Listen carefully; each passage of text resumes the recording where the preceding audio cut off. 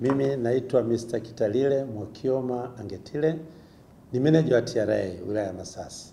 Siku hii ya leo ya Ijumaa Kuu ni siku ambayo kwa kweli wote tunajumuika katika siku hii ambayo tunaelekea Pasaka, siku ambayo tunasherehekea tunashuhudia kwamba Bwana Yesu siku ambapo alisulubiwa. Kwa hiyo katika siku hii mimi ndugu mtangazaji kanisani, mimi nasali kanisa la Lutheran KKKT usharika wa Masasi, na mimi nimepata neema ya kuwa mwenyekiti wa umoja wa wanaume wa hapa kanisani. Na katika kujali hizi familia zetu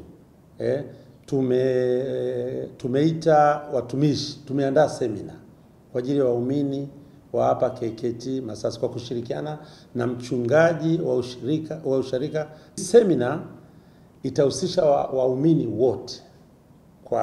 Ilianza jana Alhamisi kwa ajili ya semina ya kawaida, lakini ndani tena siku hizi 2-3 tutakuwa tena na semina kwa makundi tofauti.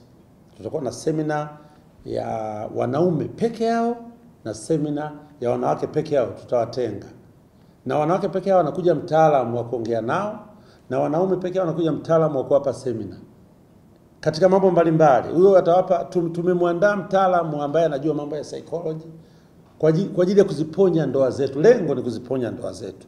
Unajua ukiangalia rate of divorce imekuwa kubwa sana. Ndoa zinatengana na nini, watu wana changamoto. Tena hasa wanaume wana changamoto ambazo hawawezi kuzisema. Maisha kwa wanaume yamekuwa ya muda mfupi sana, mafupi. Kwa hiyo sasa tunasaidia kuwaokoa wanaume ambao hawawezi kusema.